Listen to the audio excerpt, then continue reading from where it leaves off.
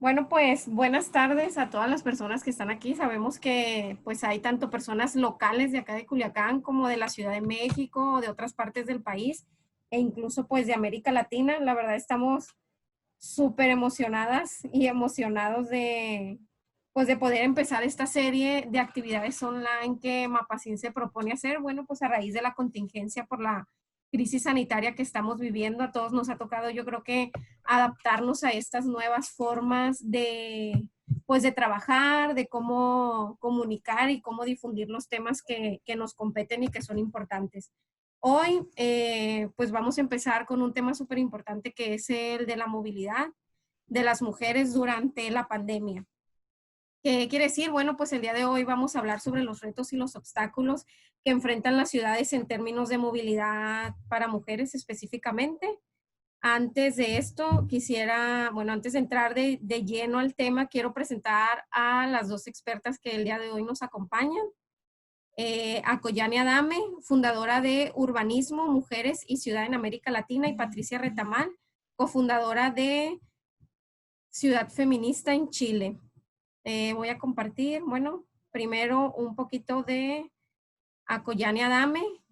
Koyani es arquitecta por la Universidad Veracruzana, tiene una maestría en desarrollo urbano por la Universidad Pontificia Católica de Chile, es consultora de la WRI, gestora en género y ciudad en Liga Peatonal. Koyani es además fundadora de Mujeres, Ciudad en Latinoamérica, que es una plataforma de investigación que desarrolla proyectos con perspectiva de género sobre el urbanismo feminista para contribuir así en el desarrollo de ciudades más justas y más responsables con las experiencias que las mujeres pues viven todos los días en la ciudad. Por otra parte, tenemos a Patricia Retamal. Patricia Retamal ha impartido cursos sobre ciudad feminista y teorías. Teorías y es que me aparece la gente que va entrando y me tapa la imagen. En la Facultad de Arquitectura y Urbanismo de la Universidad de Chile, es profesora en Historia y Geografía y tiene una maestría en Género y Cultura. Actualmente es estudiante del doctorado en Territorio, Espacio y Sociedad. Tiene una especialización en Geografía de Género, Violencia de Género en Espacios Universitarios y Barriales y Desastres Socionaturales y Género. Actualmente es la coordinadora de la Dirección de Igualdad de Género en la Universidad de Chile y cofundadora. Las mujeres justo están trabajando hoy en día, no han podido quedarse en casa porque son parte de los sectores esenciales que el gobierno de México y en Latinoamérica se ha definido así. Entonces,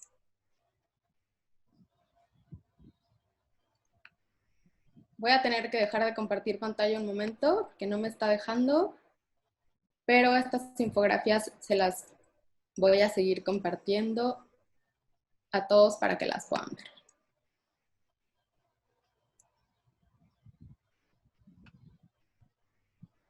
Bueno, ¿por qué hablar de género y COVID en México? La crisis que estamos viviendo por motivo de la pandemia evidencia hoy en día las desigualdades y las crisis de cuidado en México y en Latinoamérica que afectan mayor proporción a las mujeres por su rol de género como cuidadoras, por trabajar en sectores informales, en salud y por la vulnerabilidad, por estar en la línea de pobreza, por vivir en barrios periféricos sin equipamiento ni infraestructuras adecuadas, por la violencia de género en el espacio público y en la casa. Han aumentado las llamadas por violencia de género de un modo tremendo en México y en Latinoamérica.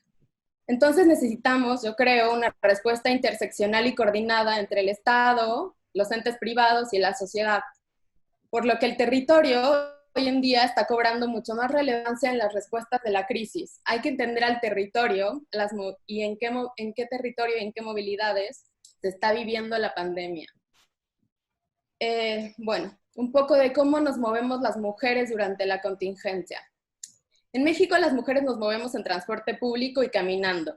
Según la encuesta Origen-Destino Intercensal del INEGI, tenemos destinos de cuidado principalmente. Sin embargo, nuestras encuestas solamente analizan los modos y los tiempos de viaje para destino de escuela y trabajo. Pero si agrupamos en una sola categoría los viajes que se consideran de cuidado, que son llevar, recoger a alguien, ir de compras, salud, trámites y otros, las mujeres hacen un 25% de viajes del cuidado, que es mucho mayor a los viajes de trabajo y estudio, a comparación de los hombres, que hacen 11% nada más de viajes de cuidado.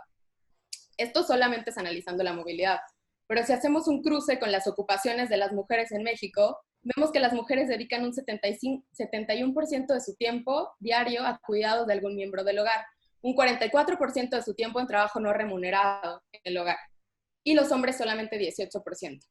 Un 79% de las mujeres se dedican al sector salud y 92% de las mujeres trabajan en la informalidad. Además, las mujeres viven mayor y experimentan mayor pobreza urbana, ya que un 77% de los hogares encabezados por mujeres tienen condiciones de vulnerabilidad.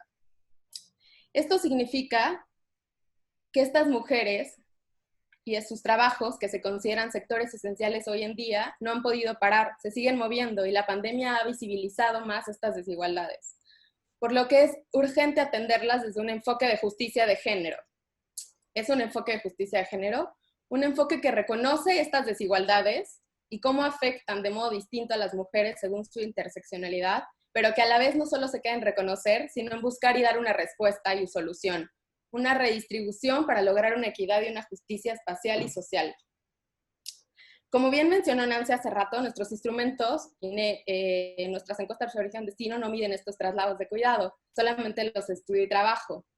Entonces, ¿qué implicaciones tiene esto en la ciudad y en el escenario pandemia COVID? Para medirlo ahora sería muy complicado, ¿no? Ya que necesitamos aforos, encuestas, mucho trabajo cuantitativo. Pero más bien, yo creo que la respuesta sería empezar a hacer trabajo cualitativo, empezar a preguntar a las mujeres y no asumir.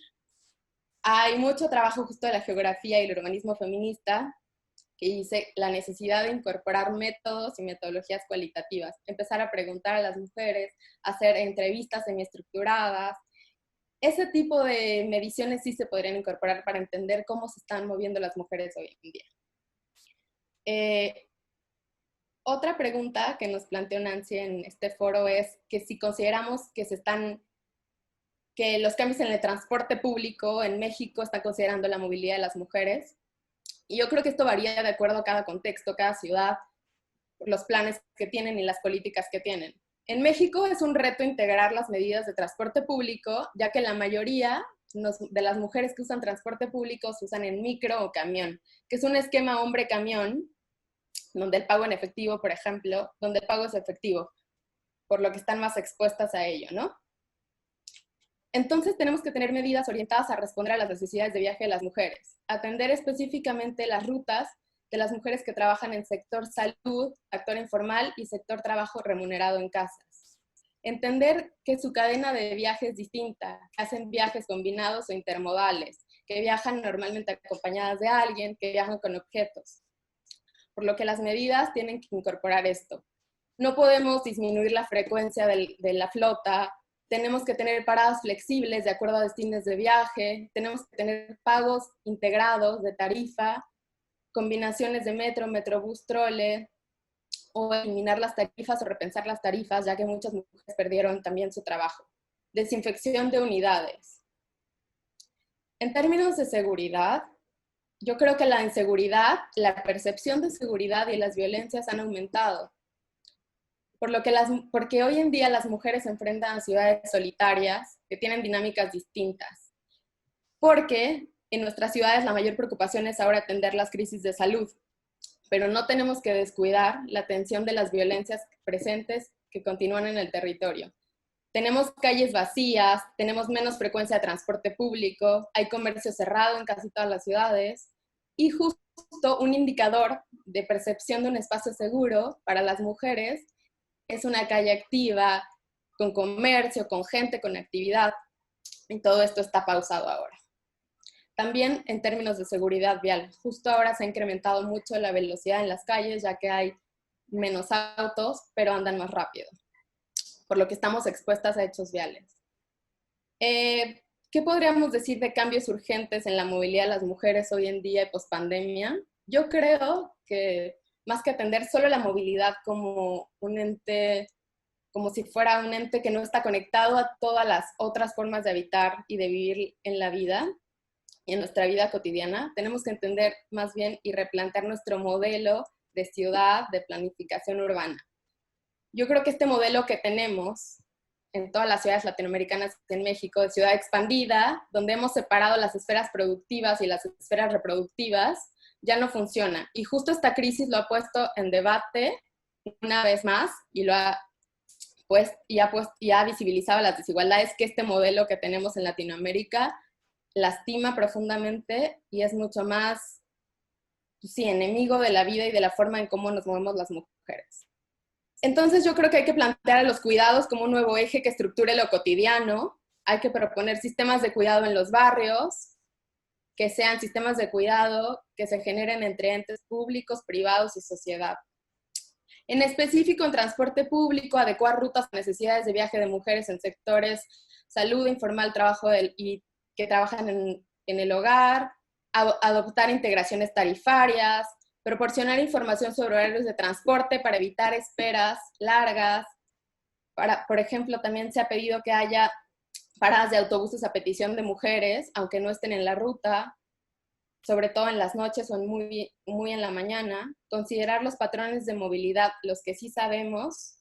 Entrenar al personal de transporte público para manejar situaciones de acoso sexual, hacer infraestructuras para el cuidado en el espacio público, banquetas amplias, wifi, bebederos, puntos de desinfección, baños para higiene de personas sin hogar, redistribuir el equipamiento en la ciudad, repensar los usos mixtos, densidades adecuadas, gestión de velocidades, procurar tener zonas 30 con velocidades más tranquilas. En México se registran cerca de 16,000 fallecimientos anuales vinculados a hechos viales, y la mitad de ellos son peatones los que fallecen. Tenemos que diseñar áreas públicas abiertas, que sean visibles, iluminadas, y reconocer el acoso sexual y la violencia de género como delitos penales para justo desarrollar mecanismos de denuncia adecuados. Ahora quiero compartir rápidamente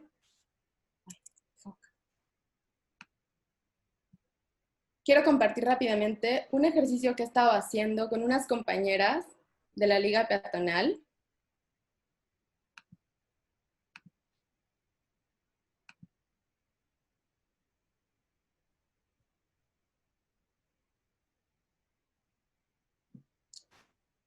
El viernes pasado, con unas amigas de Liga Peatonal y unas compañeras que viven en México y en la República, en varios estados de la República Mexicana, dijimos que justo ante esta ausencia de datos de cómo nos movemos las mujeres, queríamos nosotros empezar a construir otra narrativa y hacer que nuestras voces y nuestros relatos cuenten.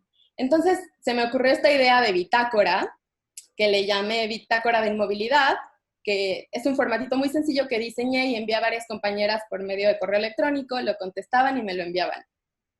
Entonces 17 chicas contestaron de estados de Ciudad de México, Puebla, Jalapa, Morelia, Guadalajara y Veracruz. Un poco lo que preguntaba o lo que queríamos saber con esta bitácora era más bien si se pudo quedar en casa todo el tiempo. Ante esto, el 64% de las chicas me dijeron que no, y el 36% sí pudieron quedar en casa. Y los motivos de las que sí salieron fueron comprar, para ir a la despensa, al súper, al mercado, para trabajo, para consulta médica y farmacia, ir al banco, apoyo a familiares con compras, pago de servicios básicos, trámites de servicio público, pasear a un perro, y algunas corrieron. Y en estos viajes que transporte utilizaron, la mayoría hizo caminando, algunos autos compartidos, muchas en bici, otras taxi por aplicación, otras auto propio y camión. Justo señalaban que para los trayectos cortos, para los viajes que hacían cortos, caminaban, y los que eran mucho más largos o fuera del barrio eran en auto. También nos compartieron cómo fue su sensación, cómo se sintieron durante este recorrido. Y bueno, voy a leer algunos de los relatos que nos compartieron.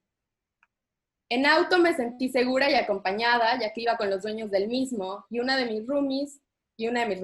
En bici y caminando me sentí más temerosa de lo normal, porque la dinámica de la calle es distinta. Hay menos personas y las que están en la calle van con la cara tapada por el cubrebocas. Además de que he percibido que hay aún menos mujeres en la calle. Ana de Guadalajara, 31 años.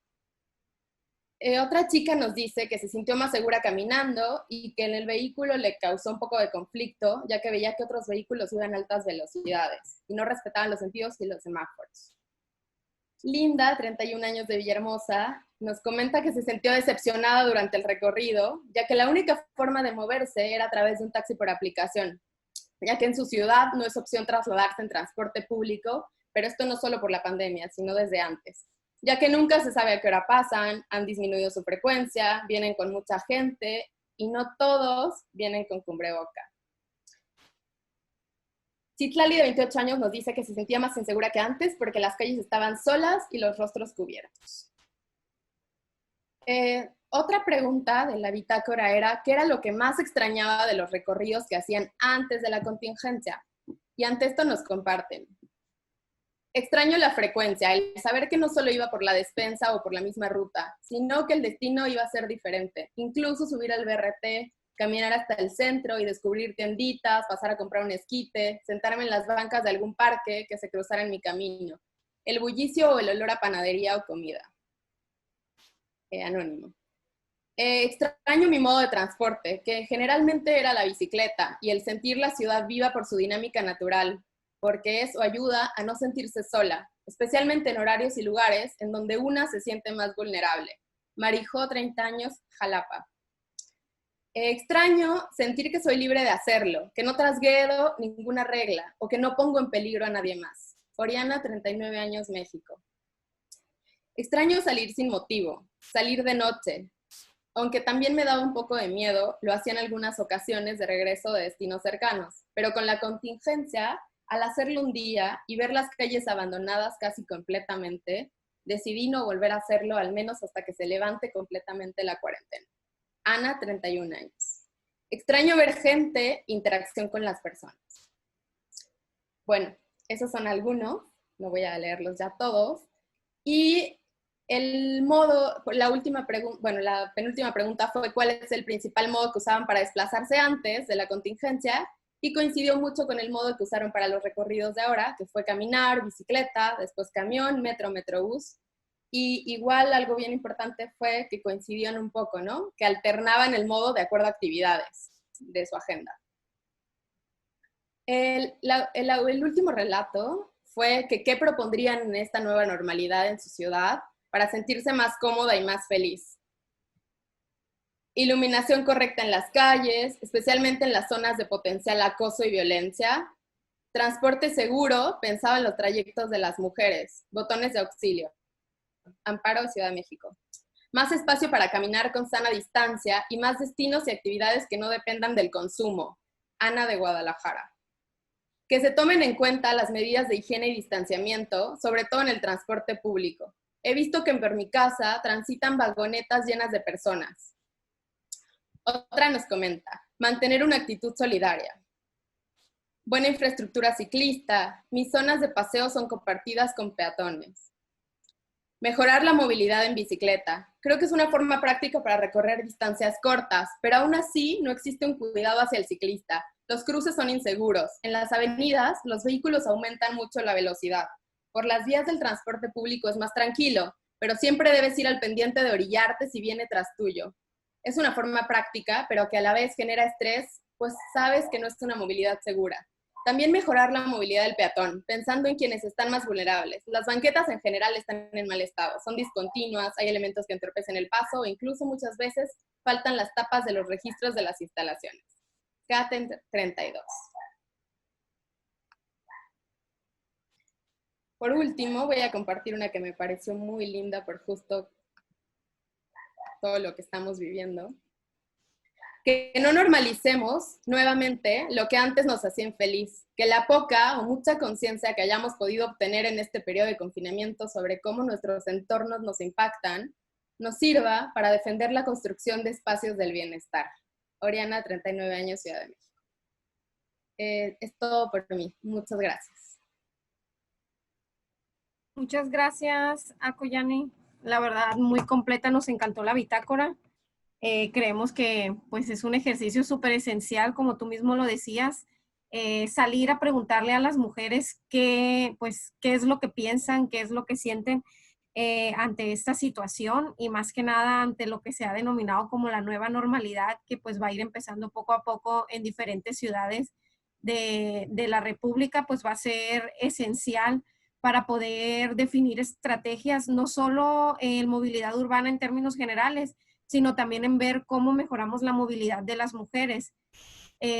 A nivel local, bueno, pues aquí están conectadas algunas autoridades que esperemos que estén tomando nota ya, pues para poder definir cómo sería la movilidad de las mujeres o cómo es que va a mejorar la movilidad de las mujeres en Culiacán y en el estado. Y para conocer un poquito más del contexto, pero ahora a nivel Latinoamérica, le damos la palabra a Patricia para que nos platique un poquito de cómo se ha vivido esta situación y sobre la movilidad de las mujeres por allá en Chile, en Santiago de Chile. Hola, ¿qué tal? ¿Cómo están? Un fuerte abrazo a todas y todos quienes están conectados. Bueno, agradezco las gestiones de Luis y estoy muy contenta de compartir este diálogo con Akoyani, con Nancy, que bueno, que ya nos conocíamos de hace un tiempo, compartiendo también reflexiones y apostando también por la contribución de las teorías de género y feminismo a estos debates tan complejos, al urbanismo, la movilidad, los estudios territoriales, que de alguna forma no es que se hayan negado, pero no lo vieron, ¿cierto? No vieron dentro de la disciplina lo importante que era incorporar la perspectiva de género para considerar ni más ni menos a la mitad de la población, ¿verdad? Voy a compartir pantalla, tengo una presentación muy breve, a propósito, bueno, de lo que está pasando en Chile. Creo que no tengo permiso para compartir pantalla, pero puedo ir haciendo el relato, no se preocupen. Bueno, me quiero situar, yo estoy en este momento en Santiago de Chile, en la comuna de Ñuñoa, ya confinada hace un poco más de 2 meses, fuimos una de las primeras comunas en llamar a confinamiento total, a propósito que en el sector, comillas, oriente de la región metropolitana fueron la detección de los primeros casos que venían de viajes desde Europa. Entonces empezamos a evidenciar a propósito, bueno, de esta problemática. Voy a ver aquí mi presentación, que el gobierno de Sebastián Piñera marcó como un hito muy relevante la toma de decisiones en torno a la proliferación o la trascendencia que iba a tener esta pandemia en términos económicos, poniendo la economía y las dinámicas económicas por sobre la vida. Eso fue la primera alerta que nosotros las feministas identificamos. Segundo, se militarizaron las calles a propósito del toque de queda, que fue también de las decisiones que se toman en la misma ciudad, y con mucho dolor nos costó entender esta decisión a propósito que nosotros veníamos, ustedes bien saben, amigos y amigas mexicanas y bueno, de Latinoamérica, estábamos posterior a una tremenda revuelta social desde el 18 de octubre del 2019, exigiendo acceso, no solamente acceso, sino los derechos básicos que cualquier ciudadano o ciudadana necesita para vivir en igualdad de condiciones en un país, en un estado. Esto es derecho a la educación, derecho al agua, derecho a la vivienda, derecho a vivir en espacios libres de contaminación. Todas las demandas sociales eclosionaron para ese momento, fue un estallido para el movimiento social, fue un momento, la verdad es que muy alentador a propósito de muchos años que no había costado identificar cuáles eran las dificultades que teníamos en nuestra vida, y nos dimos cuenta que era un paraguas institucional tremendo que se había prolongado a partir de la dictadura militar y que se había mantenido en la transición. Y este paraguas institucional fue compuesto por principalmente la Constitución actual política, que es un espacio en disputa y que, bueno, aprovecho de mencionarlo a propósito de que esto no es solamente disciplinar, ¿verdad? Es una disputa en torno a lo político y son esos espacios también que tenemos que empezar a disputar y, bueno, a partir de la disputa del sentido común finalmente. Entonces, claro, con gran pesar, esta ciudad se militarizó, y se confirmó de forma muy parcial el confinamiento desde la zona oriente en adelante, lo que generó mucha confusión y además nos permitió identificar algo tan evidente, al menos en la región metropolitana, que la idea de ciudad se construye en torno a centro-periferia, ¿verdad? En donde en el centro y cercano a los bienes a los servicios básicos, ¿verdad? Y ambientes mucho más agradables. Están las personas de un estrato social específico, medio alto, esto, y en la periferia nos encontramos con una realidad que se venía asomando con mucha fuerza tras la revuelta del 18 de octubre, pero que hoy día se evidencia con una fuerza avasalladora a propósito de algo que también se los voy a comentar, de la promulgación de la Ley de Protección del Empleo, que finalmente lo que hizo fue generar, no les puedo explicar, bueno, por qué el nombre, porque finalmente no protegió el empleo, y empezó una tasa de desempleo tremenda, en donde supuestamente había un acuerdo entre el empleador y el empleado o empleada en torno a cuáles iban a ser los acuerdos que se iban a tomar. Se podía suspender el contrato con una remuneración estándar, con 70 o 50%, o se podía desestimar y renunciar a ese contrato definitivamente, y la cosa es que entre esa mixtura, finalmente hoy día tenemos una tasa de cesantía gigante que afecta a esas zonas principalmente periféricas. Y por otro lado, está también desde la lectura de la ciudad, es que esa periferia, y también se consolidó este modelo en dictadura y se mantuvo en la transición, fue construida, bueno, y ahí se dieron los nichos de respuesta a la demanda habitacional, pero una demanda habitacional que era en promedio 35 o 40 metros cuadrados, en donde no se identificó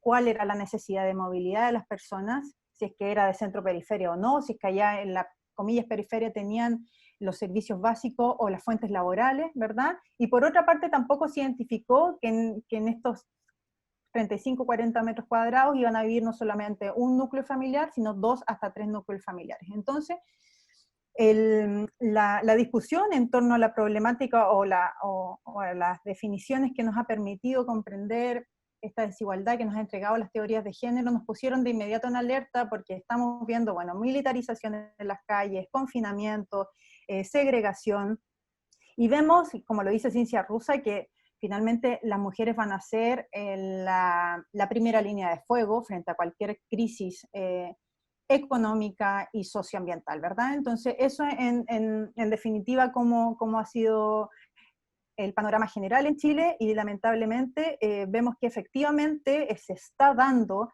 esto, podemos caracterizar cuando hablamos de que las mujeres son la primera línea de fuego, a propósito del continuo de la reproducción de la vida, y Akoyani lo decía muy bien, ¿verdad? Y cómo a partir de las labores extenuantes que ha provocado el confinamiento, la pandemia, y además la violencia que se ha provocado en estos mismos espacios, ponen de nuevo a las mujeres en este espacio, que muchas veces desde los estudios socioambientales se dijo, bueno, las mujeres son el espacio de resiliencia igual, pero hoy día nosotros decimos, basta ya con esa situación o con esa naturalización de la resiliencia, sino que demos a conocer cuáles son nuestras principales dificultades. Y para eso, y lo que viene diciendo hace mucho tiempo el movimiento feminista, es poner la reproducción de la vida en el centro, ¿verdad? Y es importantísimo que las decisiones que se tomen, los análisis, los diagnósticos, los análisis y las proyecciones que se hagan en torno a las múltiples temáticas que tiene la ciudad, no solamente la movilidad, se ponga en el centro la vida y la reproducción de la vida, y se asuma que hay un trabajo diferenciado entre hombres y mujeres que ha sido diagnosticado, que ha sido cuantificado, no así reconocido, ni tampoco remunerado, ¿ya? Entonces lo que dice Ciencia Rusa en torno a, que ella es académica, feminista, marxista, es que comprendamos la reproducción de la vida como esto más complejo que solamente el trabajo doméstico y de cuidado, ¿verdad? Estas dos características que tiene, sino que abordarlo desde la multiplicidad de factores a un nivel diario, generacional, por el trabajo físico, emocional, mental, para la producción de la población y de su organización social, ¿verdad? Entonces, cómo lograr aterrizar e incorporar esta línea, o al menos esta concepción en torno a la reproducción de la vida, nos parece adecuado en función también de los diálogos con la misma ciudad. Entonces, bueno, ¿qué Compartir tu pasa? pantalla. ¿Sí? Sí, ya puedes compartir pantalla. Bueno, mi presentación es muy sencilla, así que solamente aquí. ¿Estoy compartiendo pantalla? Sí, ahí se mira. Ya. Y bueno, y solamente comprendiendo la agudización de la situación de las mujeres en medio de la pandemia. Creemos que, bueno, que nosotros empezamos un poquito antes de ustedes con la alerta, entonces ya se han agudizado las contradicciones a estas alturas, y ya estamos pasando por la peor semana de la crisis, donde los centros primarios de salud pública están completamente colapsados, no quedan camas en la región metropolitana, se están llevando enfermos a otras regiones del país, y bueno, se pide estar confinados a una población que definitivamente no puede estar confinada. Y bueno, lo vamos a ver también en la inmovilidad, que algunas preguntas les traigo yo. La verdad es que de movilidad no soy experta, pero sí hay un cruce de categorías que permiten hacer al menos un diálogo en torno a las teorías de género y específicamente la violencia, que es lo que hacemos desde mi querida organización de Mujeres en Red Zona Sur, que espero que me estén escuchando y les mando un saludo. Bueno, las exigencias hacia el gobierno, que nosotras como Mujeres en Red también fuimos parte de la mesa COVID y género, una breve síntesis: protección económica a las mujeres, salud sexual y reproductiva, que queda en último nivel de prioridades en estas circunstancias, velar por el correcto funcionamiento de todas las medidas de prevención, ¿verdad? Las casas de la mujer, las casas de la acogida, poner más recursos en torno a la generación de más espacios que permitieran, a propósito de la agudización de la violencia, recibir a más mujeres en otros espacios que no sean las denominadas aquí casas de acogida, en donde muchas mujeres están impedidas de entrar a propósito de que no cumplen estrictamente con todos los requerimientos para hacerlo. Y la preocupación, por supuesto, por las mujeres extranjeras, que, bueno, lo van a decir muchas académicas, están sufriendo lo peor de esta pandemia, mujeres de tez morena, ¿verdad? Incluso hasta en el norte global son las más desfavorecidas y las más maltratadas en este contexto. Entonces, bueno, se empezaron a hacer una serie de campañas, las campañas en torno a la prevención de violencia, pero nos dábamos cuenta que tampoco el gobierno tenía los instrumentos necesarios para abordarlo.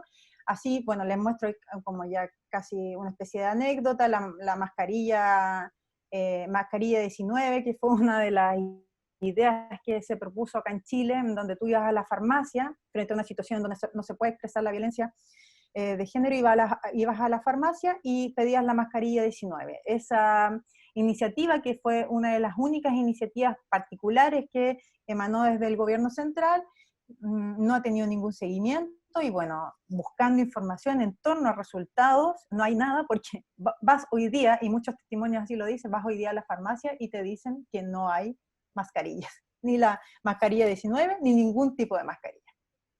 Entonces son campañas que no son efectivas. Entonces empezamos con la campaña El pueblo ayuda al pueblo, ¿verdad? Es como nociones básicas, y nosotros desde Mujeres en Red primero hicimos una campaña reforzando todos los instrumentos desde el mismo gobierno, los teléfonos y los espacios donde se pueden acudir en términos institucionales, porque finalmente, y lo que nosotros esperamos, y hasta el día de hoy así lo decimos, como dice Ana Falú, a propósito del confinamiento y el silencio de la ciudad, uno puede escuchar, sentir cualquier grito, ruido, lo que sea. Entonces hacemos un llamado al fortalecimiento de la generación de redes, y por otra parte a que nosotros también nos convirtamos en sujetas políticas y de acción en torno a la escasa y, bueno, la precarización de la prevención institucional. Entonces, nuevamente, nosotros somos la línea de fuego, no solamente para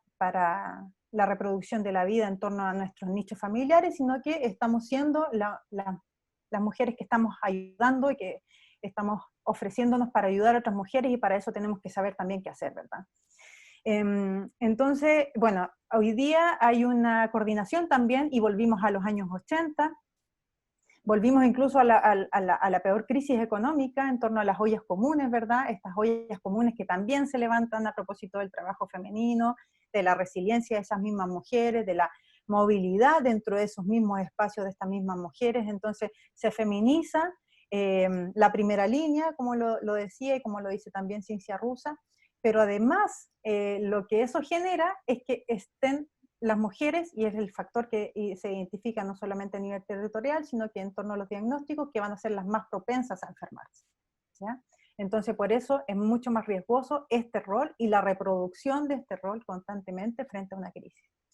Y bueno, el toque de queda, en torno a la pregunta que también nos hacía Nancy sobre esta ciudad silenciosa, la verdad es que nosotros empezamos al revés, a mirar el espacio comillas privado, reconociendo el tremendo trabajo que ha hecho Paula Soto por destrabar este binario mal habido que nos ha impedido tanto también, le ha impedido tanto a la política pública llegar a los fenómenos de violencia que están pasando al interior de los hogares, pensando que es un lugar íntimo, ¿verdad? Y entonces empezamos a analizar por ahí, pero al ella promover la pregunta, estuve hablando con mi compañera Daniela Rubio, que también es especialista en movilidad, y bueno, me decía, no me había hecho la pregunta de qué es lo que estaba sucediendo en esta ciudad silenciosa, porque nosotros tenemos toque de queda. Entonces, pero lo que sí me comentaba es que los delitos cambian de hora, entonces ya no son los delitos en la noche, sino que más bien las mujeres que se logran mover en contextos de confinamiento, con las restricciones que las instituciones nos ponen, se mueven, pero igual están propensas a delitos en distintas horas solamente. Entonces, no tenemos más elementos para contribuir a ese debate. Entonces, finalmente, en definitiva, y lo que intento transmitir en esta exposición es que si algo hemos aprendido es que tras las crisis, las primeras que ve retroceder los derechos obtenidos son las mujeres y las disidencias. Y eso lo estamos viendo hoy día porque no hay aumento presupuestario en las medidas que se están tomando, no hay una proactividad en torno a cosas tan sencillas y que ha costado tanto ganar, que son pisos mínimos de derechos sexuales y reproductivos, ¿verdad? Hace 2 años es que celebramos la ley 3 causales, de aborto en 3 causales acá en Chile, y no tenemos certeza. Bueno, la Mesa por el Aborto Libre en Chile hizo un seguimiento a esta ley, y ya habían tremendas dificultades para el año pasado, que estos resultados fueron presentados en todas las comisiones relacionadas con la temática, en el Congreso Nacional, que efectivamente había una tremenda dificultad para estar accediendo por que las personas, a propósito de sus creencias, los doctores, doctoras, el paramédico, no estaban accediendo a proveer del derecho de 3 causales a las mujeres que sí contaban con las condiciones para hacerlo. Y en este contexto es todo más agudo porque ni siquiera se está velando por derechos sexuales y reproductivos básicos como lo son toallas higiénicas en las canastas familiares que se están repartiendo. Entonces la situación es muy aguda.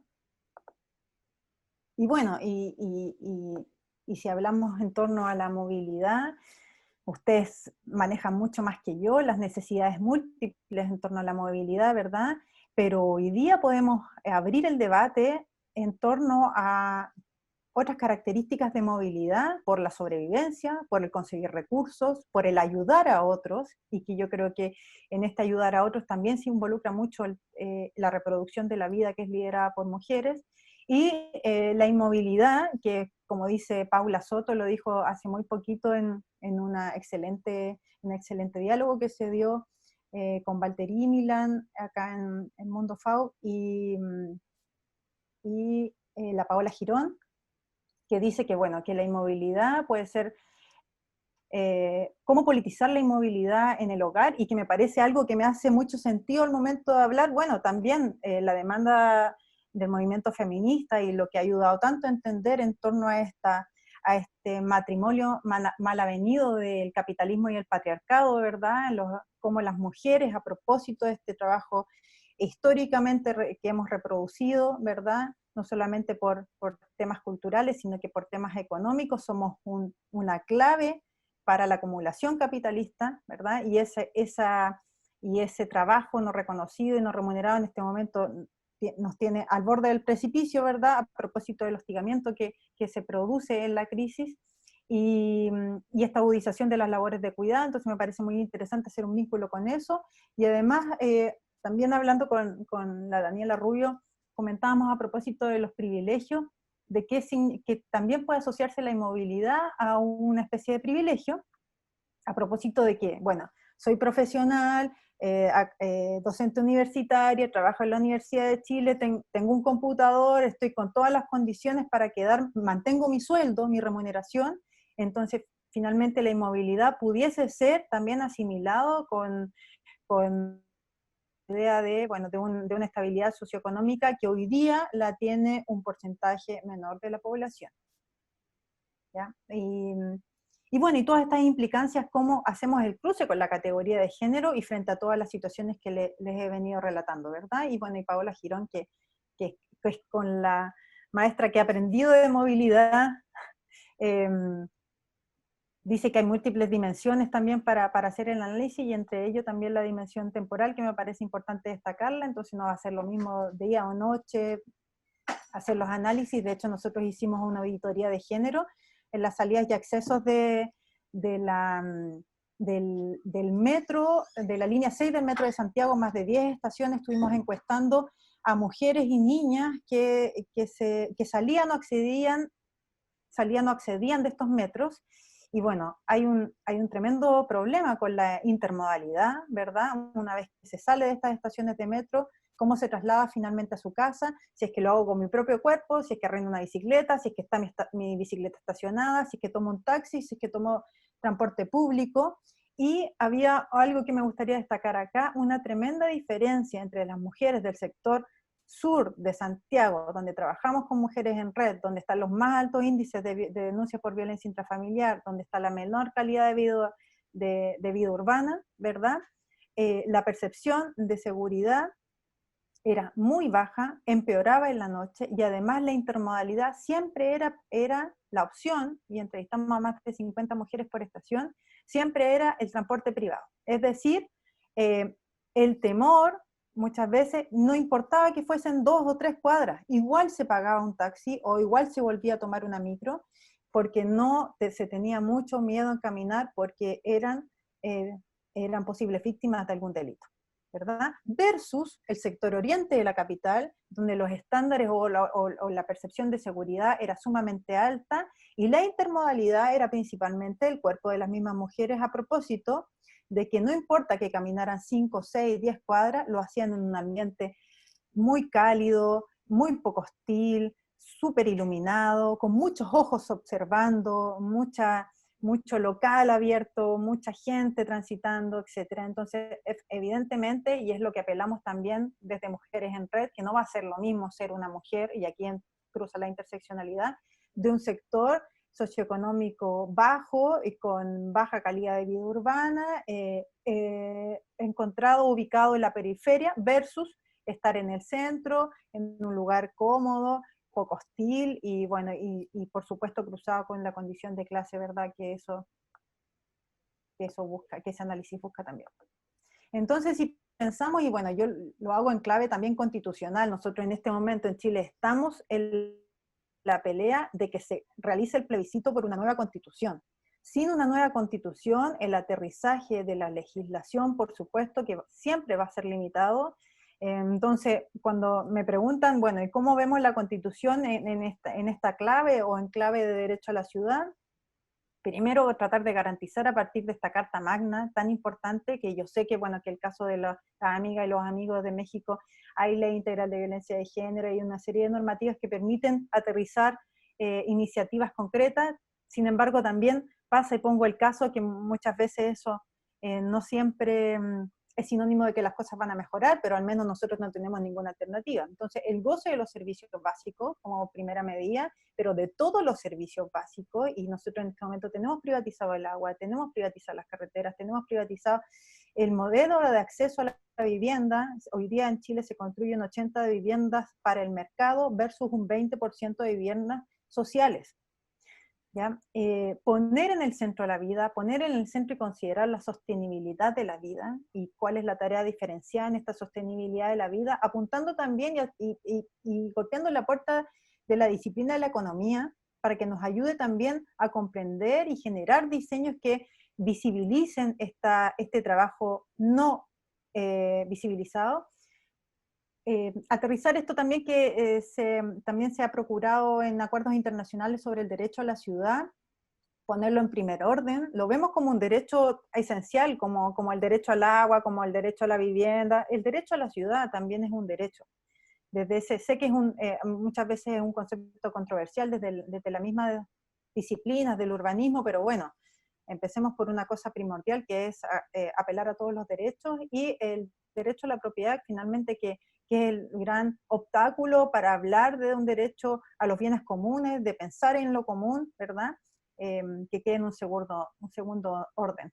Quitar la familia como el centro de nuestra sociedad, que también refuerza los roles al interior de la misma esta institución base, y promover espacios comunes de cuidado y multigeneracional, por supuesto, de la mano y con algo que ha exigido muy fuertemente, no solamente, bueno, las mismas comunidades y el trabajo territorial así lo dice, sino que en el último encuentro plurinacional de mujeres que luchan, en la mesa de ciudad se dice, bueno, que las decisiones al fin sean vinculantes, porque la toma de decisiones acá en Chile, en torno, por ejemplo, a los planos reguladores, que son el instrumento municipal que tiene mucho poder para finalmente proveer de una planificación acorde a las necesidades de las personas, si bien se hace esta consulta pública, nunca se logra generar el vínculo entre las comunidades y entre el instrumento que finalmente se construye, dando paso, y es lo que hoy día está pasando en Chile,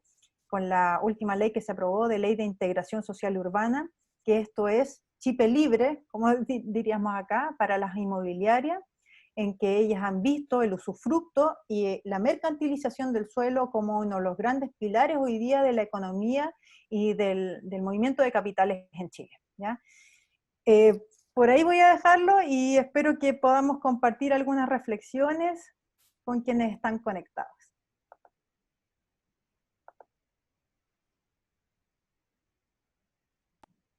Muchas gracias, Pati, por tu participación. La verdad es que logras ampliar el tema muchísimo más allá de la movilidad, sino más enfocado al derecho a la ciudad y pues cómo las mujeres han estado viviendo la ciudad, tanto en el espacio público como en el espacio privado durante toda esta contingencia. Agradecemos tu participación, la verdad es súper bienvenida y yo creo que nos quedamos con muchos comentarios. Luis Ángel estuvo, porque pues mi internet se puso loco, ya anda mejor, pero Luis Ángel estuvo ayudándonos a recabar las preguntas que estaban haciendo en el chat algunas personas. Luis Ángel, si tienes por ahí algunas preguntas, pues para darle oportunidad a la gente. Sí, gracias, Nancy. Las hacían directamente en un principio a Collani y las estuvo respondiendo, pero en caso de que quieran ampliar un poco más la respuesta, Collani, puedes hacer uso de la voz, o bien está la primera participación por parte de América Armenta. Ella pregunta que si podrían dar ejemplos de ciudades y estrategias que haya funcionado lo que mencionaba Collani al inicio, ¿no? Si no estoy mal, América, es en relación a las intervenciones del transporte público y todas estas medidas en relación a movilidad COVID, ¿verdad? Te doy. Listo. Tienes activo ya tu micrófono, América. No quería hablar. Ah, Sí, bueno. era relación porque mencionaste algunas estrategias, pero yo quisiera saber cómo, en qué ciudades se han implementado y si están funcionando. Por ejemplo, me llamaba la atención el implementar paradas donde las mujeres necesiten subirse a camión, que no sea una parada oficial, por ejemplo, en dónde se ha implementado, cómo ha funcionado y esa parte de movilidad COVID, porfa. Gracias, Acoyani. ¿Estás? Hola, gracias por tu pregunta.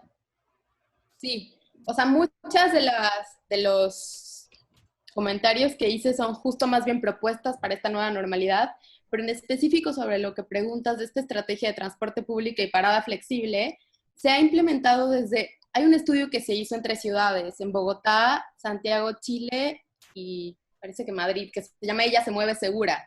Entonces, a partir de ahí se empezaron a generar justo estrategias a partir de las voces y los relatos de las mujeres, de qué necesitaban para moverse más seguras en su traslado en transporte público, en toda la cadena de viaje y en los horarios que son más inseguros para ellas, que son las mañanas, la madrugada, salir muy temprano y en la noche. Entonces, una de las medidas fue justo eso, implementar paradas flexibles, no en los paraderos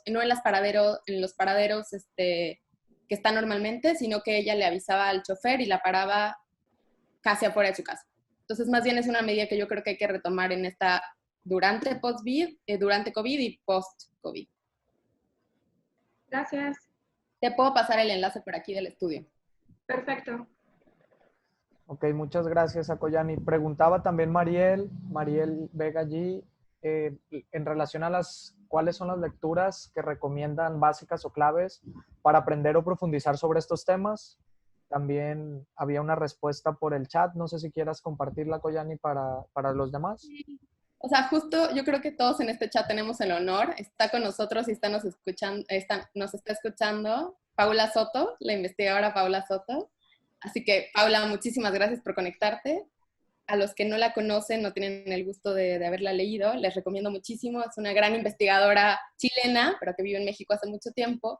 Y ella justo ha desarrollado su investigación a entender qué pasa con esta interseccionalidad de las mujeres, ciudad, cuidados, movilidad. Y es un disfrute leerla, así que se la recomiendo muchísimo a ella. Todos sus papers, su investigación es muy asequible aunque no tengas una especialidad. Por aquí compartieron justo un estudio del CETRAM, que es un estudio que se acaba de hacer en los CETRAMs de Ciudad de México. Entonces, si no puedo volver a compartir la liga, pero ella, para nivel México y Latinoamérica, hay que leer a Paula Soto, a Paula Girón, otra investigadora, Ana Falú y Saida Mukshi, argentinas. En fin, más bien si quieren comparto la liga de los documentos por acá. Pero gracias, Paula, por acompañarnos en este webinar. Yo también quería hacer una recomendación, bueno, también saludar a nuestra amiga Paula Soto, un fuerte abrazo, espero nos volvamos a reencontrar algún día, va a ser muy difícil, pero bueno. Quería recomendar, bueno, este libro que me traje del tercer encuentro que lidera Paula Soto de Género y Espacio, que se celebró en la Facultad de Arquitectura de la UNAM. Y bueno, este libro está en digital también, que es Geografías Feministas de Diversas Latitudes, Orígenes, Desarrollos y Temáticas Contemporáneas, coordinado por María Verónica Ibarra y Irma Escamilla, también una gran teórica que ha aportado muchísimo en este tema. Y estos son trabajos de ustedes, pues locales, bueno, en co-construcción también con lo que se ha hecho en la Universidad Autónoma de Barcelona, que con ellas tenemos, si bien son paradigmas distintos, pero hay harta coincidencia en torno a el intentar aterrizar lo que estamos haciendo, trabajos concretos con las comunidades. Y eso también nos da tremendas lecciones. También voy a recomendar este que para mí es un clásico y que también permite analizar la ciudad en clave de acumulación capitalista y que lo vemos que está consolidado y va de la mano con el patriarcado, Ciudades Rebeldes, de David Harvey, también un clásico que me imagino que ya lo conocen, y un descubrimiento para mí que ha sido muy útil ha sido Nancy Fraser, que claro, que es muy antigua también, ya lleva más de 15 años escribiendo, pero de verdad en clave de crisis creo que hace una apuesta muy, muy interesante en Feminismos para el 99%, que se escribe con Ciencia Rusa, Nancy Fraser y Titi Bhattacharya, así que también recomiendo estas lecturas. Las dos anteriores están en digital, y esta está solamente en papel, lo tengo en español, pero en internet está en inglés. Sí, justo sumando lo que dice Patti, sí, yo creo que hay que leer a Nancy Fraser sí o sí, si justo queremos entender qué pasa con justicia de género y justicia espacial. Es como, hay que leerla, súper lúcida. Y también otro libro buenísimo que les recomiendo, que creo que justo está libre, lo pueden descargar de la página de la CEPAL, es este libro, que lo ven aquí porque lo tengo como Biblia de cabecera. Ah, sí. ¿Quién cuida en la ciudad? Aportes para políticas urbanas de igualdad. Lo edita María Nieves Rico y Olga Segovia, otra gran investigadora chilena. Entonces, esta es una Biblia, para mí, es un libro increíble que trae justo reflexiones de distintas ciudades de Latinoamérica. Y está para descargarse en la CEPAL libre. Justo ese libro está en la biblioteca de Mapacín, para quien lo quiera obtener. Entran a www.mapacin.org y se van a biblioteca, y ese libro que recomendaba Koyani en este instante está en la biblioteca, junto con otros libros que tienen que ver con urbanismo y perspectiva de género también. Muchas gracias, Nancy Akoyani. De igual forma, como les comentaba a los participantes por el chat, vamos a recoger los títulos que las panelistas nos han hecho el favor de compartir y les enviamos la lista o bien los hipervínculos vía correo. Para quienes no se hayan registrado en el link del webinar, pueden poner su correo ya sea por el chat para también hacérselos llegar. Si me permiten, una pregunta más. Estaba para Koyani, ¿qué factores consideras que son relevantes para tomar en cuenta al analizar la movilidad de mujeres indígenas en la ciudad? Saludos a todos. Más bien yo creo que aquí no sé si Patti nos quiera apoyar con esta pregunta o alguien más del foro, porque yo justo no he estudiado a este grupo de mujeres indígenas urbanas en la ciudad, entonces más bien desconocería, no podría decir.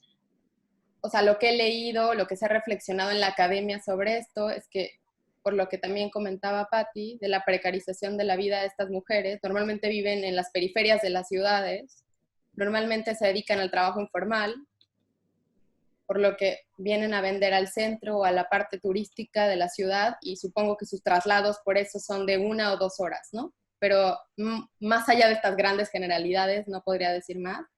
No sé si Patti en Chile ha investigado un poco más sobre este grupo. No, la verdad no he investigado, pero hay casos y que también nos permite ver desde la interseccionalidad lo que está pasando con las hortaliceras de Temuco, una región, o sea, una ciudad al sur de nuestro país, una zona mapuche, en donde no se entiende que, bueno, que las hortaliceras, mujeres mapuches, vienen a vender sus productos al centro urbano de Temuco, de la ciudad, y son fuertemente reprimidas por tropas de carabineros, todos muy protegidos, y bueno, al fiel estilo de una batalla campal, pero la verdad ha sido una represión absoluta frente a un derecho que también ellos tienen, y además una práctica ancestral, cultural, que les arrebatada y no comprendía, ¿verdad?, por una autoridad que tampoco dialoga con ello. Entonces, es el único caso y que ha repercutido harto este tiempo, porque imagínense en tiempos de pandemia, estar reprimiendo a estos hortaliceros no tiene ningún sentido para proveer también a las comunidades de sus productos, ¿verdad? Entonces, eso es lo más cercano que hemos estado viendo ahora y que muchas feministas están atentas también para apoyar. Muy bien, muchas gracias. Por parte de las preguntas en el chat son todas. No sé si alguien de los asistentes gusta hacer alguna pregunta o alguna intervención.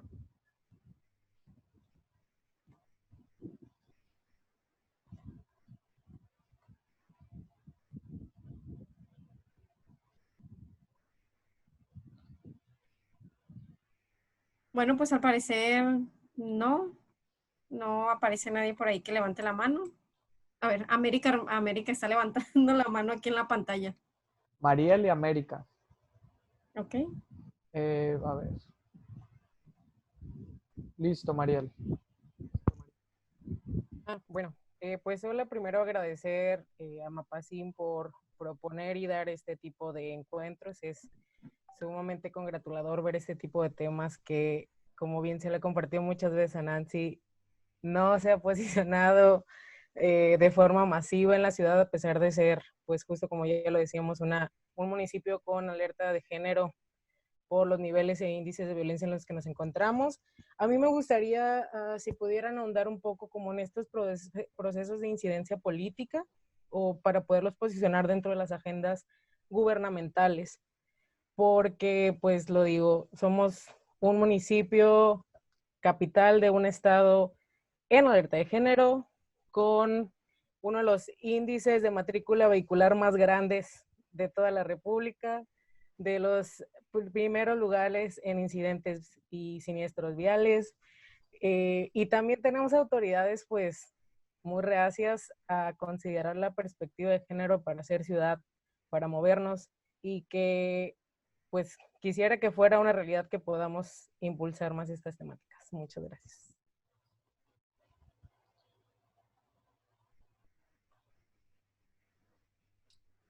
Patti, no sé si tú quieres compartirnos algo. Creo que has estado justo más activa en Chile al respecto del comentario. Sí, bueno, yo creo que frente a la incidencia política, la verdad es que nosotros hemos establecido distintos caminos. Primero, fortalecer las redes territoriales, que creemos que son un nicho de acción importante, porque finalmente se permite darle nombre a un conflicto, a una situación permanente, y que pudiese ser transformada también en dichos espacios. Y eso da paso también para vincularnos con las autoridades. Entonces, cómo ir trabajando a múltiples escalas, así como nos dice la geografía feminista, ¿verdad? Desde el cuerpo, pero pensando también en clave política estas acciones, y con Mujeres en Red hemos hecho ese trabajo y hemos logrado generar proyectos urbanos por la erradicación de la violencia machista y por también entregar herramientas. Hemos trabajado con mujeres adultas, con niñas, hicimos una escuela de deportes urbanos para niñas y mujeres, donde trabajamos con skate, parkour, bicicleta, arte urbano callejero, y ahí armamos un grupito en un parque que tenía puras instalaciones principalmente para deportes asociados a lo masculino.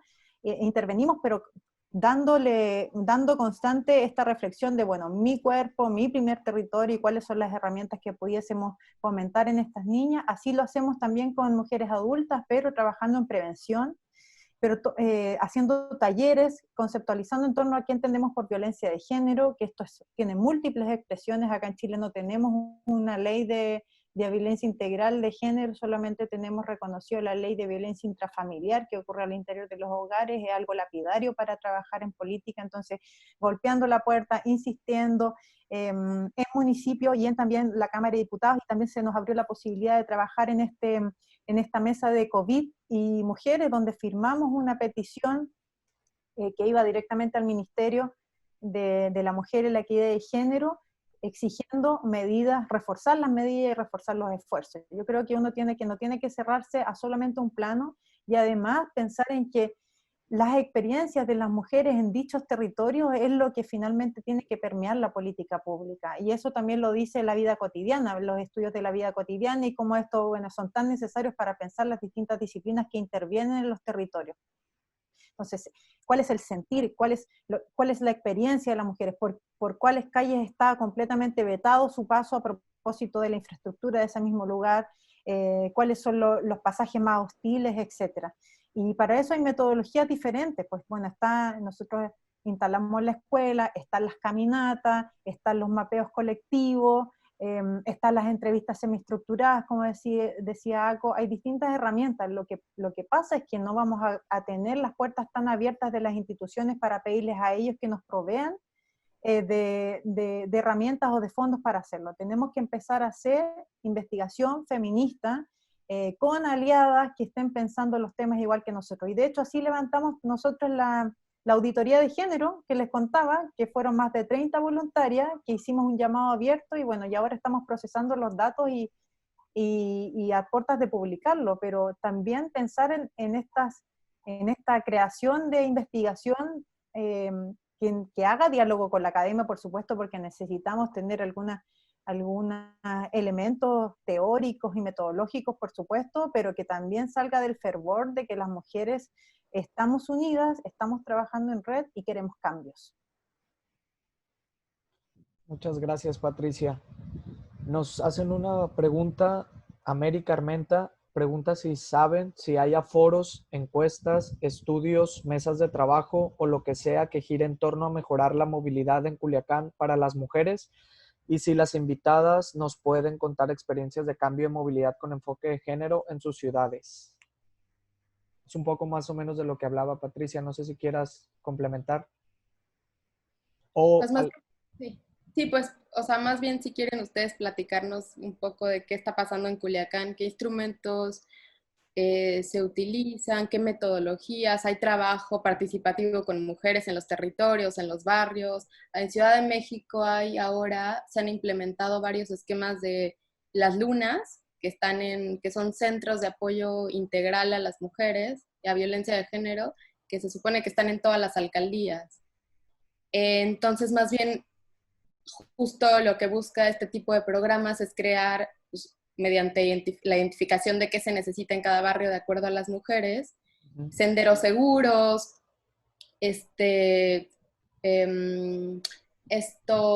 internet, botones de auxilio, una serie de elementos que justo se identifican con este trabajo de las mujeres.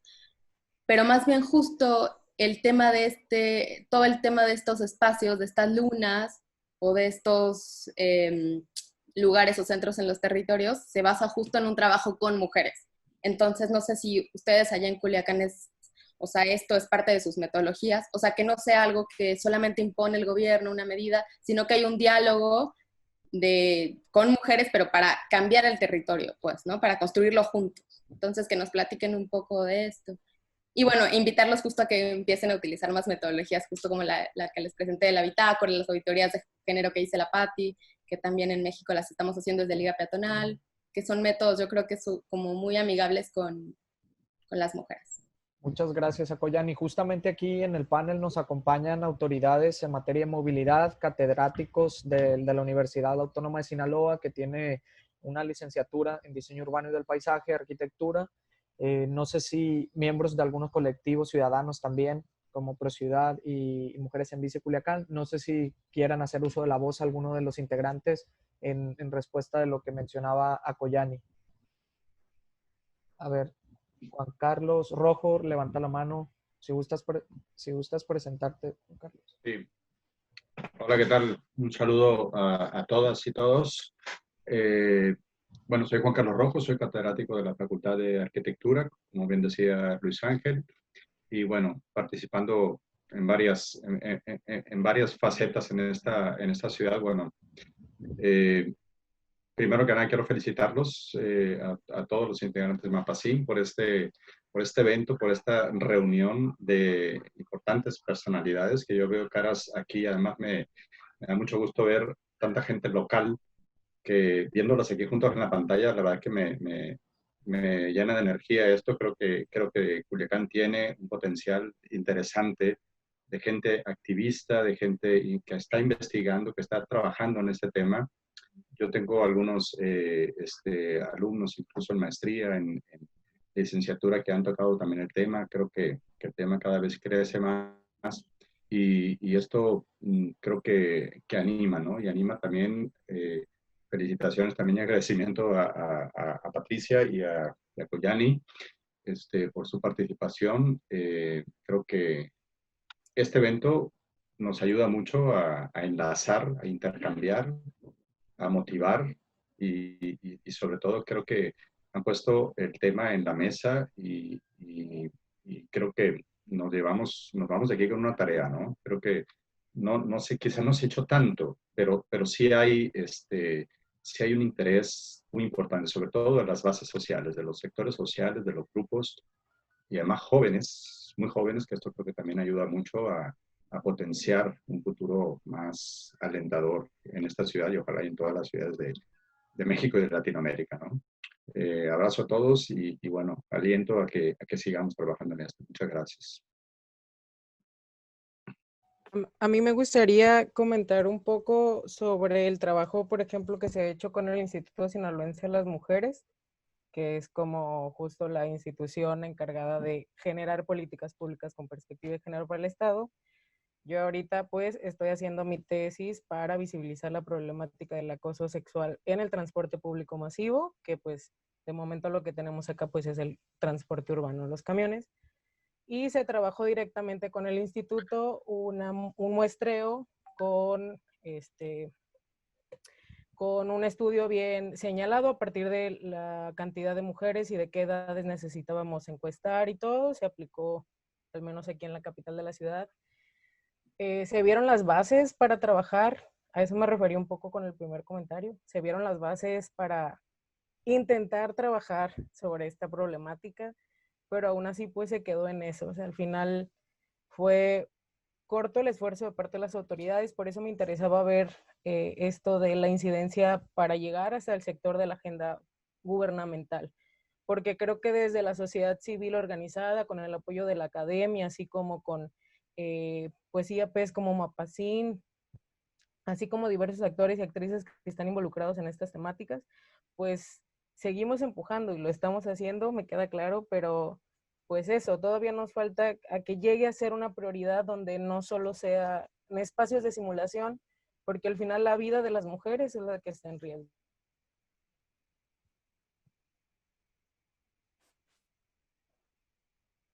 En 22 años lo que he podido ver es realmente cómo las experiencias en el cotidiano sobre esta situación son tan comunes. O sea, si nos ponemos a pensar un poco de ¿cuándo fue nuestro primer acercamiento con la violencia sexual en el transporte público o en el espacio público? Pues fue desde niñas, incluso acompañada de nuestra madre o nuestro padre, pero se vivió, y por desgracia es algo que nos acompaña para toda la vida, muy a pesar de que digan como que solo es una situación de victimizarnos o tal. Claro que no, es porque, pues eso, vivan un día en la piel de las mujeres y entenderán qué tan grave es la problemática, ¿no?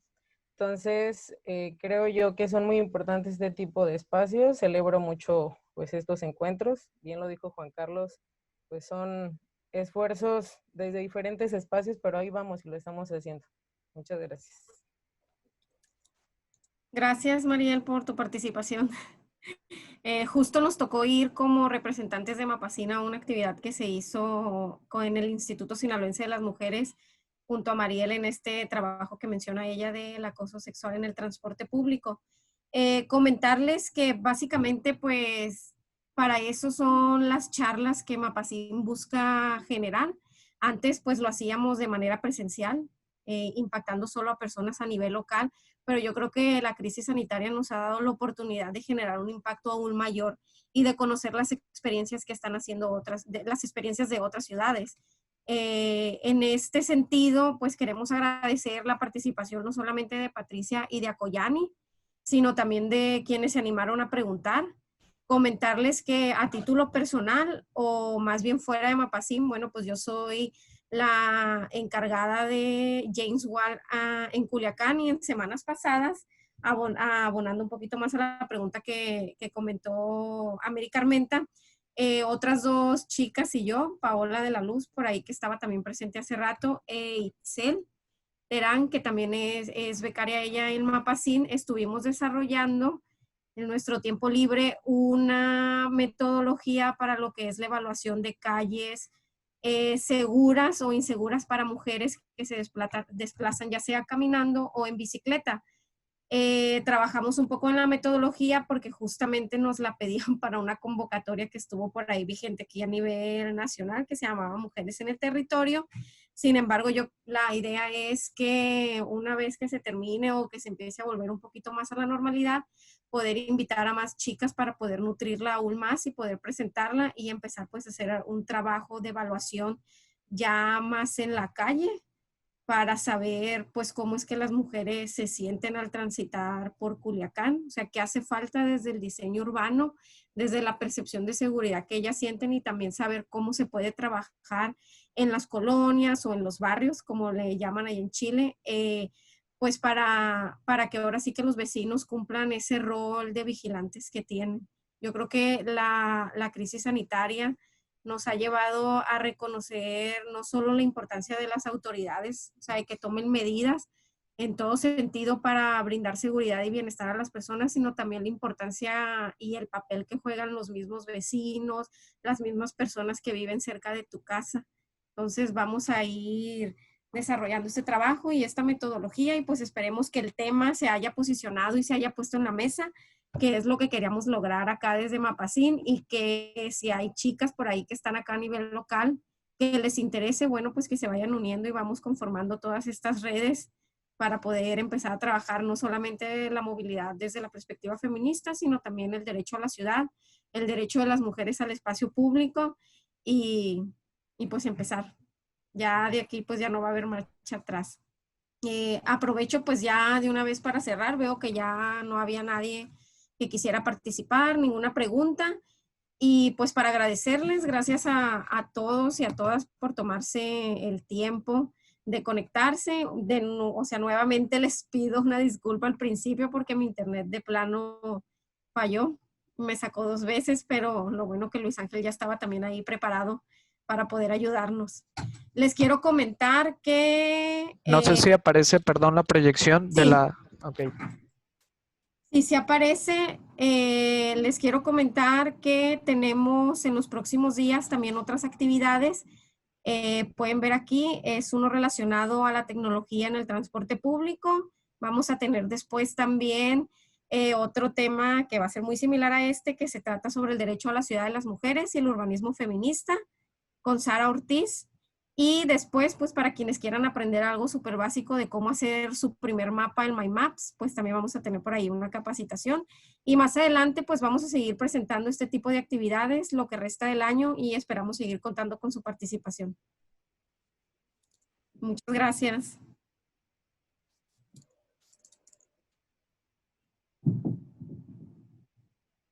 Muchísimas gracias, Nancy y Luis de Mapacín, por esta invitación y a todos los que nos escucharon un rato, por sus preguntas y reflexiones. Y sigamos construyendo ciudades mucho más amables para todos, para las mujeres, desde el urbanismo feminista, desde la perspectiva de género, que yo creo que nos hace falta mucho en nuestros territorios tan desiguales de México y Latinoamérica. Así que gracias, Mapacín, por impulsar esto desde el norte de México, desde Culiacán. Ya iremos pronto, ya que pase todo esto. Nos Y vemos acá en les 2020. esperamos. Gracias. Y a Chile tendremos que armar también un... Eso. Gracias. Un fuerte abrazo para todos y todas. Muchas gracias por la invitación.